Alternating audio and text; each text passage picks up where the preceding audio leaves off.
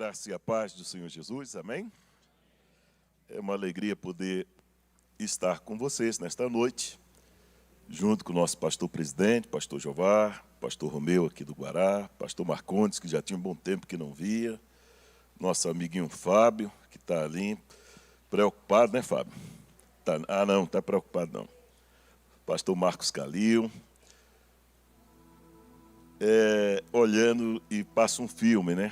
Talvez vocês que vieram mais recente não sabem, né? A gente olha para a Micaela, é sobrinha, né? Aí olha para um Ricardo, que é tio, é sua sobrinha, viu, Ricardo? Quando você chegou aqui, você era novo, agora não, já tem a sobrinha que está cantando. Janaína, quanto tempo, seu irmão? E passa um filme na cabeça da gente, né? A menina do pastor Marcondes já com 22 anos. E a gente vai olhando, que graça, que presente de Deus. O filho do pastor, do casal aqui, o Murilo, é um homenzão já, mas eu considero ainda um menino. Ele ainda abraça a gente, beija a gente e chora. Tem um coração bom. A essência de Deus, o chamado de Deus está na vida daquele jovem. E isso gera alegria no coração, esperança na nossa vida. Porque o pastor Marco, ele estava dizendo que é vô, né? Vou indo, né? Idoso, vou indo. Vou vai, vou vem. E é bom a gente ver que Deus vai renovando, pastor Flávio, vai renovando uma geração nova que mantém a mesma chama, que mantém o mesmo propósito. Hoje o meu desejo era estar sentado ali do lado e tendo tantos pastores aqui para ministrar. Ainda tinha compartilhado com o pastor o desejo do meu pastor Márcio Bosch, que é o pastor lá da igreja ministrando.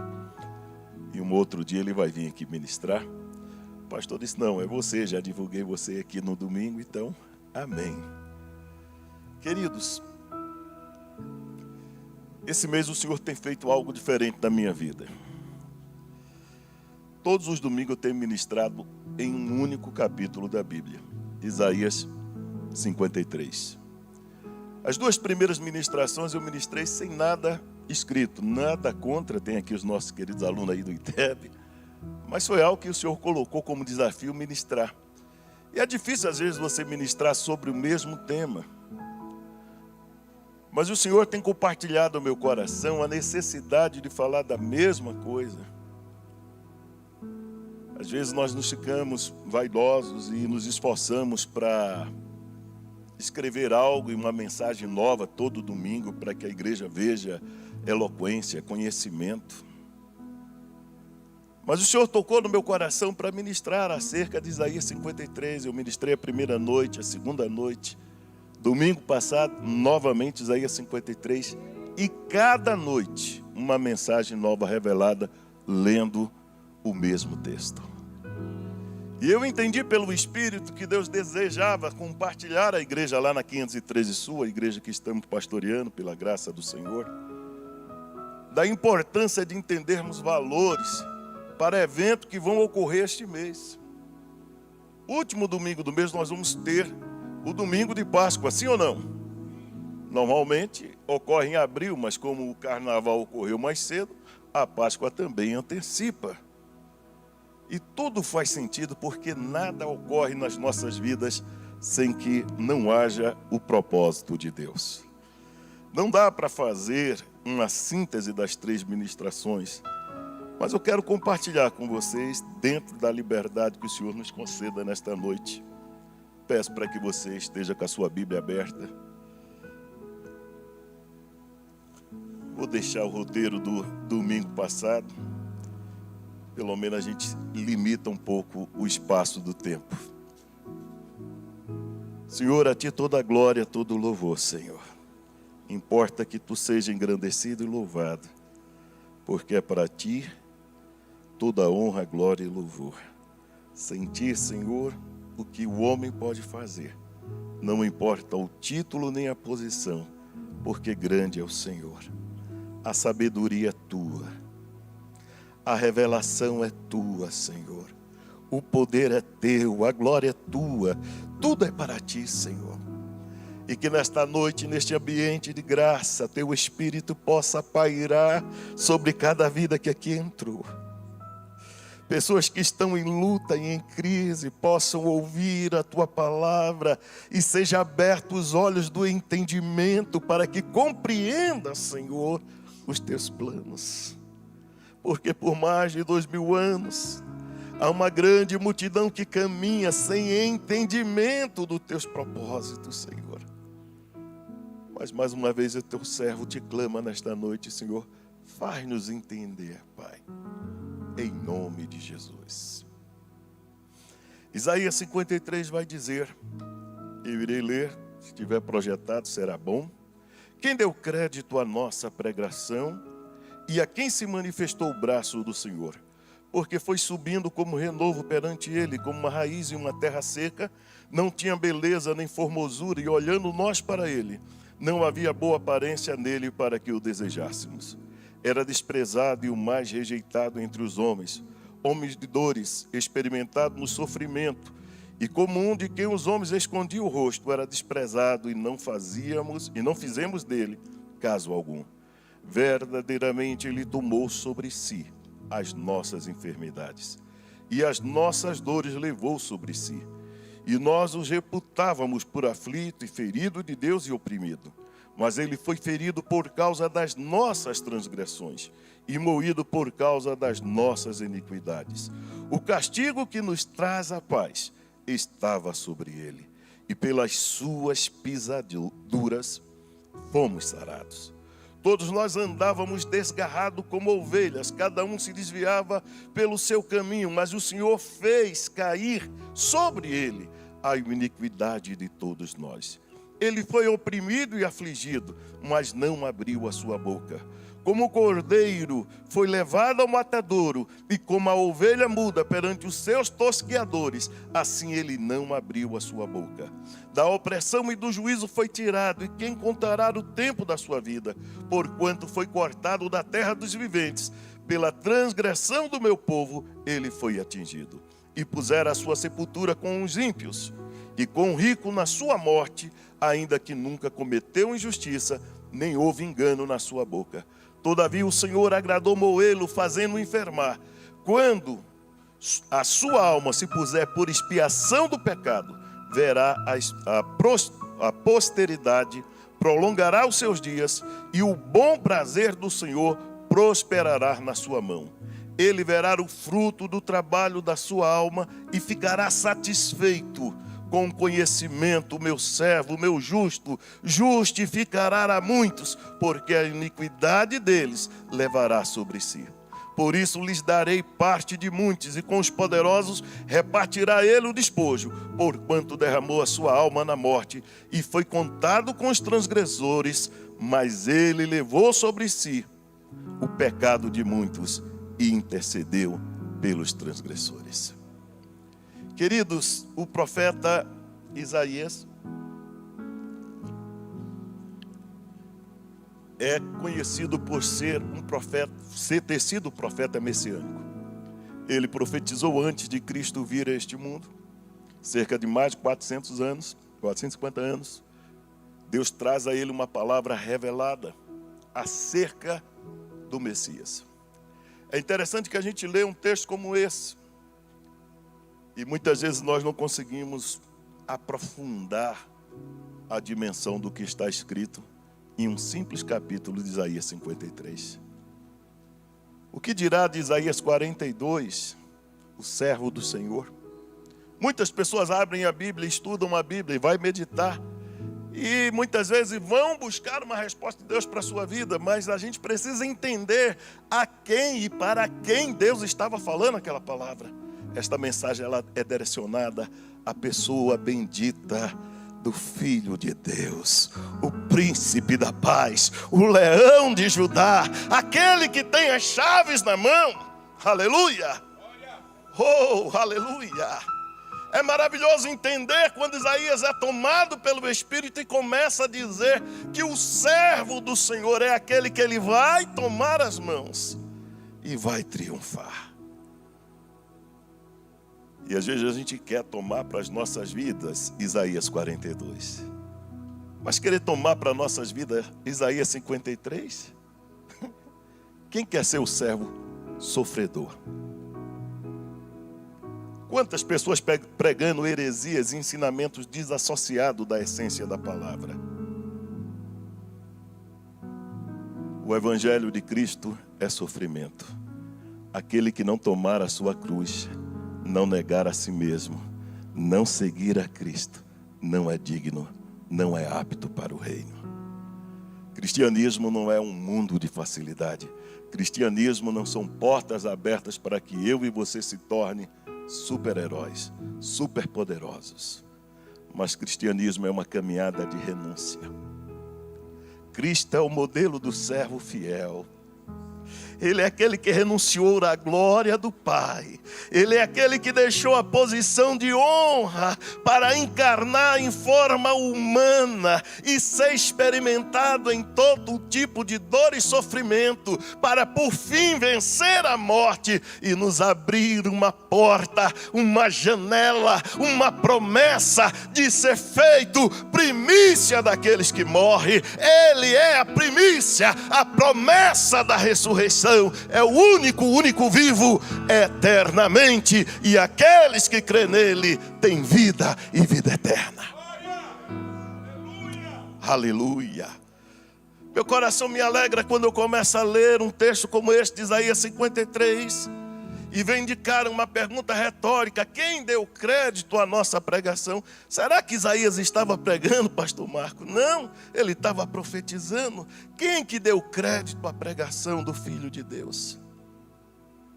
A expectativa daquela nação era que viesse um Jesus mais forte do que os romanos, revestido de glória e de poder humano. Mas ele nasce numa manjedoura. Ele nasce junto com os animais em uma pousada da qual não seria digno nem eu nem você. Imagina o Filho de Deus. Como é que as pessoas vão acreditar que pode vir alguma coisa de Naftali? Como é que as pessoas vão acreditar que de Nazaré vai vir alguma coisa boa? Mas Deus queria fazer cumprir nele tudo quanto já se encontrava revelado na palavra, a começar no livro de Gênesis, capítulo 3, verso 15. Da semente da mulher nascerá um que esmagará a cabeça da serpente, da semente da mulher. E é como é profundo a gente ampliar a visão para entender. Ele vai ferir o calcanhar, a serpente iria ferir o calcanhar, mas ele esmagaria a cabeça da serpente. Se vai ferir, significa que vai ter dor. Se vai ferir, significa que vai ter sofrimento. E olha aqui a analogia: serpente, semente. Existe amizade entre seres humanos e a serpente?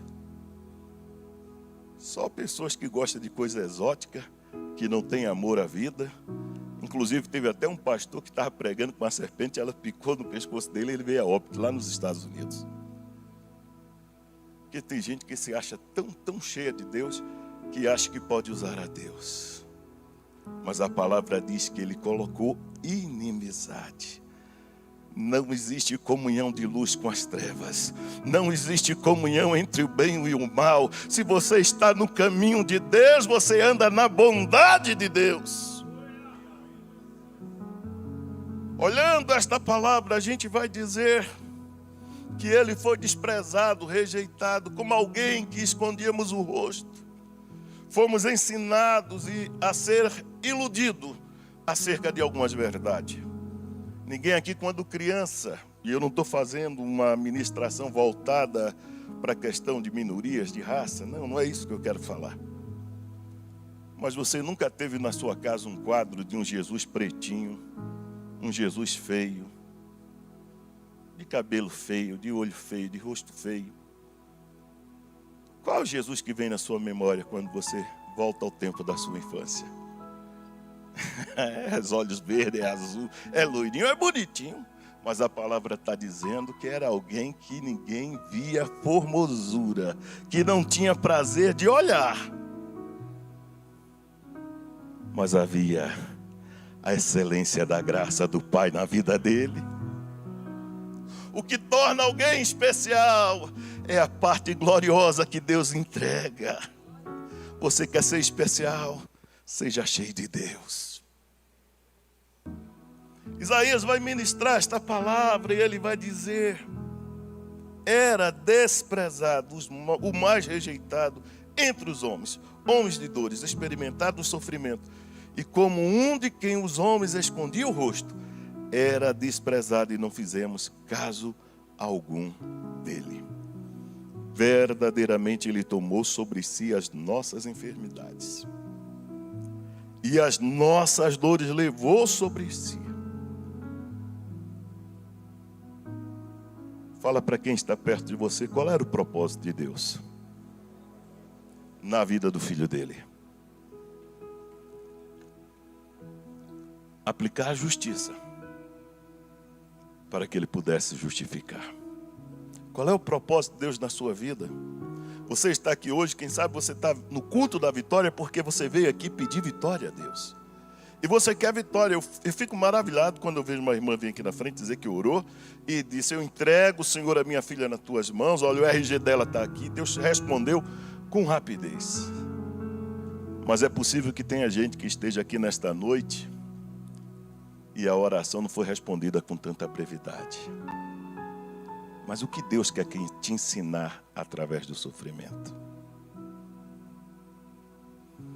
Tem algumas pessoas que vão ser necessário descer numa escada, socialmente falando, ir lá embaixo, para depois ascender. Da onde Deus tirou Paulo? Eu e você não olharia Paulo em condições de ser um ministro do Evangelho. Deus escolheu alguém que perseguia o povo dele. Deus escolheu alguém que matava e consentia, fazia parte do conselho, que consentia na morte daqueles que se denominava os do caminho. Mas Deus disse para Paulo: Saulo, Saulo, por que tu me persegues? A vida de Paulo é transformada. E agora ele tem que desfazer todo o seu conhecimento acadêmico para proclamar que Jesus é o Senhor.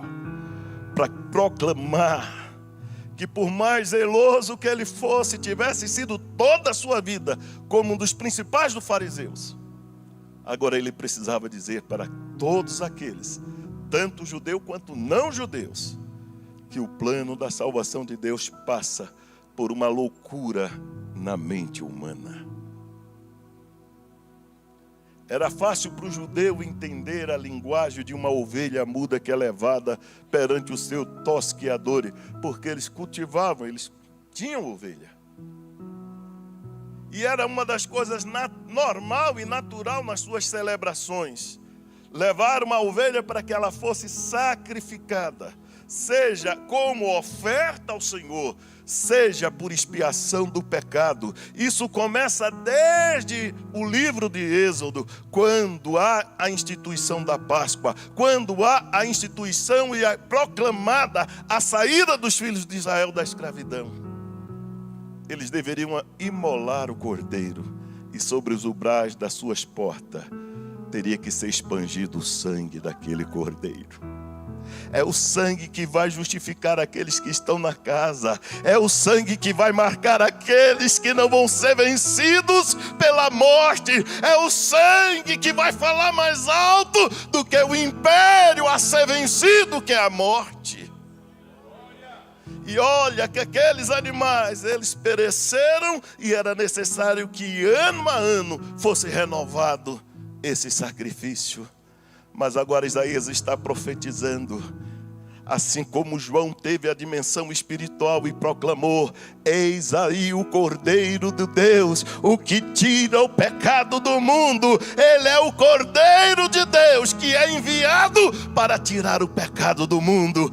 Ele precisa ser apresentado para suportar na sua carne, no seu corpo, o sofrimento e condenar o pecado. A morte é a última batalha a ser vencida. A morte é a última batalha a ser vencida. Então Jesus, o profeta, traz a dimensão do que vai acontecer. E é interessante. Tantos anos após, muito mais de 450 anos, provavelmente 480 anos, ou 30, 480 mais ou menos, Atos dos Apóstolos vai revelar que o evangelista Filipe está na dispensação do Espírito. O Espírito Santo começa a falar com Filipe. Filipe, vai para o deserto. Talvez se Deus falasse com o pastor Marcondes, vai para o deserto. Senhor, deserto não tem ninguém, o que é que eu vou fazer no deserto? A gente quando é pastor, a gente quando está na obra, a gente fica teimando às vezes. Porque a lógica está na cidade, a lógica está no lugar onde aflui as pessoas. Mas a direção de Deus é uma. Vai para o deserto. E no meio do deserto aparece alguém numa carruagem, é um servo denominado Etíope, que é da Eunuco, que é da Etiópia, que está ali numa carruagem sentado. Ele está com a Bíblia, que na época quem tinha uma porção poderia considerar uma Bíblia. Era um pergaminho falando exatamente do capítulo 53 de Isaías. Ele está tentando ler, ele não consegue entender se o profeta falava dele, se falava de outro. Então, mais do que depressa, Filipe se aproxima e pergunta para ele: você entende o que você está lendo? E ele diz: como é que eu vou entender se não aqui me explique? Eu não sei se o profeta está falando dele, está falando de outro. Filipe, cheio do Espírito Santo, começou, desde o Antigo Testamento, a falar de Jesus. E aquele homem começou a abrir o coração, a entender o plano de Deus para a sua vida. E de repente tem água, e ele diz: olha lá, está água ali, o que é que me impede de ser batizado? Eu creio que Jesus é o Filho de Deus. Eu creio que Ele é o Senhor. Eu creio que Ele é o Salvador. Eu creio que através do sofrimento Ele pôde resgatar, restaurar o estado original do homem. Porque pelo pecado de um homem, o primeiro Adão, entrou a morte no mundo, mas através do segundo homem, o segundo Adão, entrou a vida, e a vida abundante para sempre. Filipe batiza aquele homem, mas não tem nem tempo de receber uma oferta, ou um elogio, ou qualquer coisa desse tipo. O Espírito Santo dele vem sobre ele e o leva para uma outra dimensão.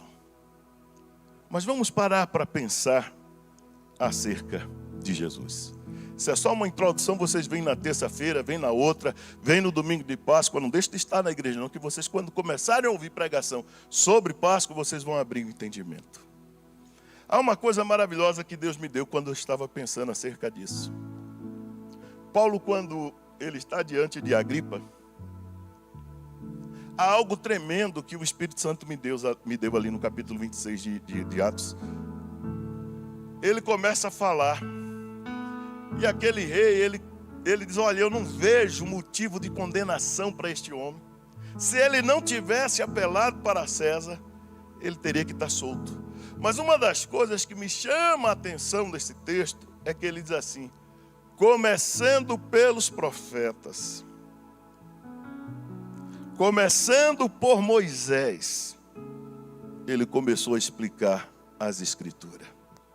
É impossível você entender a nova aliança feita pelo sangue de Jesus se você não entender o Velho Testamento. É importante você entender que o Velho Testamento direciona todas as profecias para o Filho de Deus, e nele se cumpre cabalmente as profecias. É por isso que quando eu falei aqui para vocês Gênesis 3,15, vocês já tiveram entendimento que estamos falando acerca de Jesus. Se você pegar o Salmo de número 22, que está coladinho com o Salmo 23, que eu tenho para mim, que todo mundo conhece o Salmo 23, sim ou não? Mas quem conhece o Salmo 22? Sobre quem o Salmo 22 fala? Lançaram sorte sobre as minhas vestes. Está falando de quem? Está falando de Jesus. Todo o Velho Testamento indica que Ele é o Filho de Deus. Paulo, com muita propriedade, ele começa a falar acerca de Moisés. Qual a importância de Moisés? Moisés é aquele que recebeu a lei, é aquele que instruiu o povo acerca de uma legislação, e a nação se manteve fiel. Os profetas que vieram depois de Moisés peregrinaram também na mesma dispensação, que é chamada de velha aliança. Agora, para fazer uma nova aliança, ou como está escrito aí na sua Bíblia, Velho Testamento, Novo Testamento, Antiga Aliança, Nova Aliança. Para ser feita uma nova aliança é necessário que haja derramamento de sangue. Todas as vezes que um sacerdote morria, o sumo sacerdote era substituído, era proclamada uma nova ordem. Isso no Velho Testamento. Mas Cristo Jesus abre de uma única vez o caminho novo e vivo através do seu sangue. O sangue da nova aliança. O sangue que vai falar mais alto do que o sangue de Abel que clama, conforme Hebreus fala. É deste sangue que nós estamos falando. Um novo testamento. Um novo concerto para toda a humanidade. Na primeira dispensação da aliança, apenas aqueles que eram denominados escolhido, povo de Deus, judeu, fazia parte daquela aliança. Mas agora, ele abriu um caminho, onde todas as tribos, povos e raças, todos têm acesso a caminhar por este novo caminho. O véu do templo foi rasgado de alto a baixo, e agora todos podem ser chamados filhos de Deus. E é por isso que o teu espírito bate dentro de você, através da pulsação do teu coração, e testifica que você é de Deus. Você pode dizer: Abba, Pai. Ele é nosso Pai. Você não está sozinho nesta caminhada. Você não está sozinho no meio do seu sofrimento. Você não vai ser abandonado na tua jornada. Estarei convosco todos os dias, até a consumação do século. Todos os dias.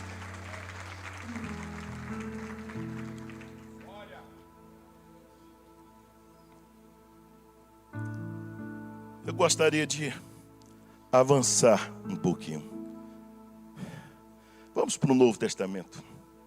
Projeta para mim 1 Coríntios capítulo 15.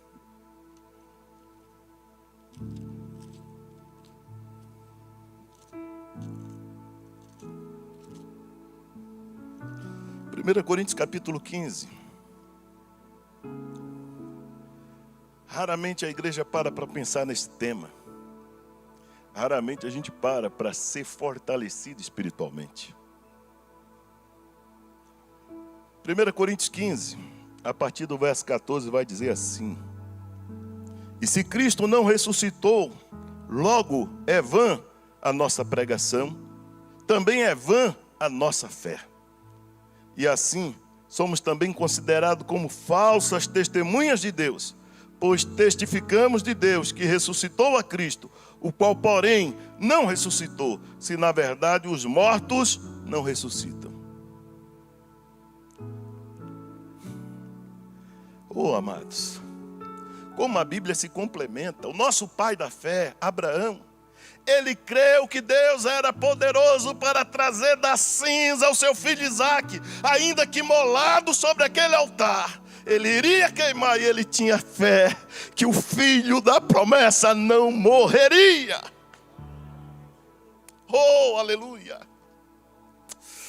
Oh, querido, queria que você olhasse essa cena. Isaque preso naquele altar, e Abraão com o cutelo na mão, e uma convicção: a fé que me fez subir este monte, a fé que me fez subir este monte, ela fala mais alto do que a morte. A tua fé precisa falar mais alto do que a morte. Não tema a morte. Olha a palavra de Deus para você nesta noite. Não tema a morte. Não tenha a sua vida mais preciosa. Tema aquele que tem o poder de tirar a vida e ainda lançar no inferno. Tema diante daquele que dá vida, ainda que a pessoa esteja sentada num montouro. Ele é poderoso para fazer estar no meio dos príncipes. Abraão é chamado de pai da fé. Ele creu e lhe foi imputado como justiça, porque ele creu que o Deus que ele servia era poderoso para ressuscitar o seu filho da morte. E agora Paulo está falando aos Coríntios, dizendo: se nós estamos falando de algo que nós não cremos, se não há ressurreição, é vã a nossa fé, é vã o nosso testemunho. E ele vai dizer mais: e também os que dormiram em Cristo estão perdidos. Que coisa tremenda, que palavra tremenda. Que sentido faria? Quem aqui já perdeu pai, avô, família próxima e já estão dormindo no Senhor? O que seria a fé dessas pessoas se não cresce na ressurreição? Paulo vai dizer: se esperarmos em Cristo só nesta vida, somos os mais miseráveis de todos os homens. Mas o que eu quero que você guarde nesta noite e leve para sua casa: mas de fato Cristo ressuscitou dentre os mortos e foi feito primícia dos que dormem. Vocês estão entendendo essa mensagem? Deixa projetado esse texto aí de Coríntios, por gentileza. Primícia dos que dormem. Você tem entendimento do que é primícia? Você consegue entender o significado do sentido primícia? Eu vi aqui testemunho de pessoas que disseram que vem aqui, o filho, o Murilo, está dando dízimo, explicando para a namorada por que dá dízimo. Você dá quantos por cento? E você crê que ao entregar 10%, o Deus que você serve é poderoso para guardar, proteger, multiplicar os 90 que estão nas tuas mãos. Você dá 10, mas continua com 90, e os 90 continua sendo dele, porque é primícia. A primeira parte você dá ao Senhor, mas o demais continua sendo dele. Isso é primícia. O que é primícia, pastor? Estivemos lá em Jerusalém, não sei se você lembra daquela vila de Nazaré que estávamos andando, e eles mostravam como fazia os óleos, o azeite. A primeira prensa do azeite, para quem ia? Qualquer um podia usar? A primeira prensa, o azeite puro, era dedicado ao sacerdote, era do Senhor. Mas quanto azeite sobrava, querido? Abundante, mas a primícia é do Senhor. Os filhos de Israel foram instruídos a dar a primícia. O primeiro nascido era sacrificado, era oferta. E aqui a palavra está dizendo: Cristo é a primícia dos que dormem. Ele é a promessa da primícia dos que dormem. Ele é aquele que morreu primeiro e ressuscitou e preparou o caminho, porque vencida foi a morte. Oh, amados, é profundo. Porque assim como a morte veio por um homem, projeta para nós, é o mesmo capítulo, verso 21. Porque assim como a morte veio por um homem, também a ressurreição dos mortos veio por um. Porque assim como todos morreram em Adão, assim também todos vivificados em Cristo.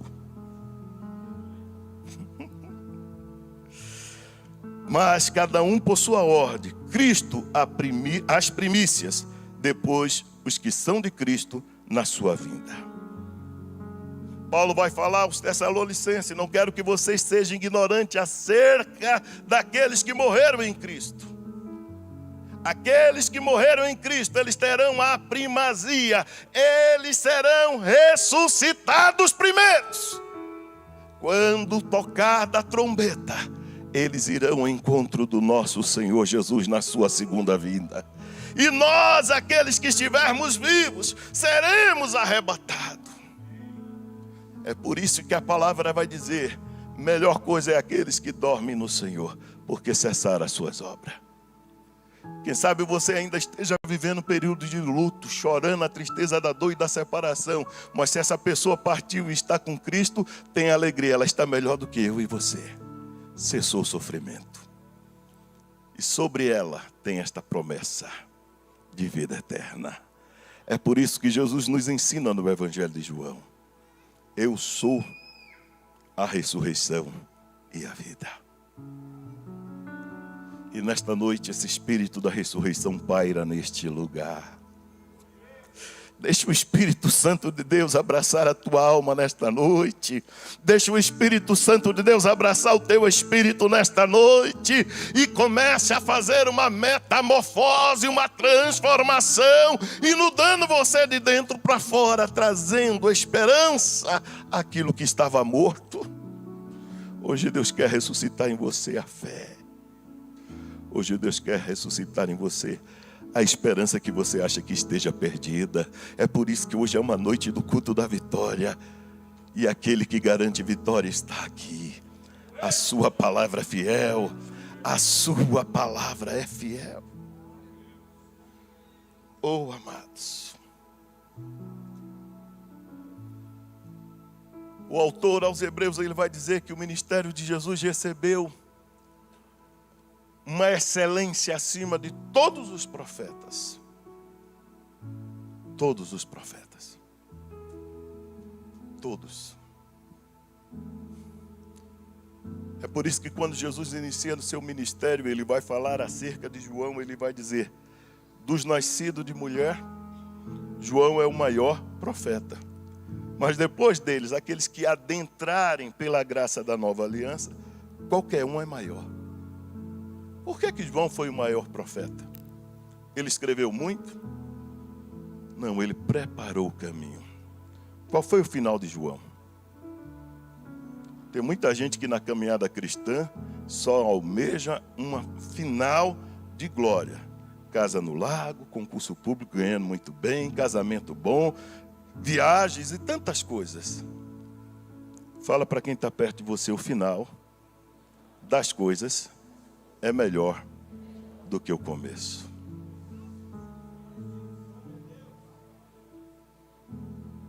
Seja o que você tenha perdido, seja aquilo que você deseja e nunca conquistou, lembre-se que o final é melhor. O que está reservado para você e para mim é a coroa da vida. O que está esperando você é a coroa da vida. Não são coisas terrenas, não são posses, não são bens materiais, mas a vida eterna em Deus. Alegre o seu coração nesta noite.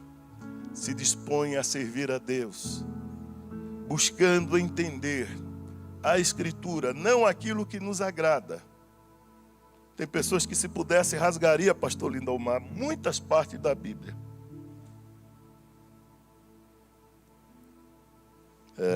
Muitas partes da Bíblia. Essa aqui não. Jeremias, Lamentações, não, isso aí não rasga. Só coisa boa. Mas eu venho nesta noite com toda humildade dizer para você, Isaías 53 fala do propósito do servo sofredor. Quantos conhecem o ABC da Bíblia ensinado no início do Evangelho de Mateus, capítulo 4, 5, 6? O sermão das bem-aventuranças. Bem-aventurados sois vós. Bem-aventurado aquele que tem sede e fome de justiça. Bem-aventurado aqueles que choram, porque serão consolados. Se está chorando é porque está sofrendo, tem alguma coisa. O propósito de Deus era fazer Jesus carregar o pecado da humanidade sobre si. O propósito de Deus para a sua vida é que você não negue o nome dele. Não importa a prova que você esteja passando. Não negue a sua fé.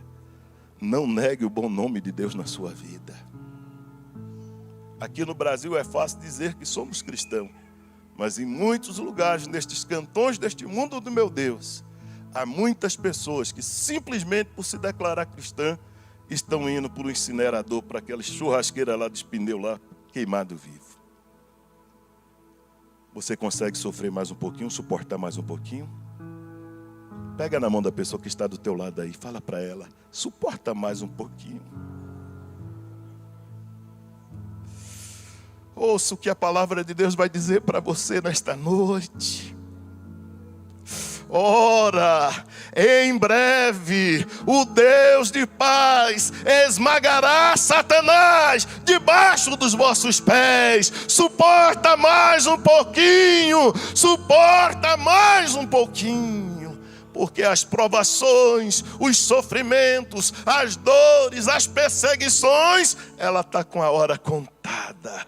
Está chegando um grande dia. Esta é a notícia que eu tenho para dar para você. Está chegando o grande dia. A vinda do Filho de Deus é uma realidade, e aqueles que permanecem nele têm a vida eterna. Se coloque em pé no nome do Senhor Jesus.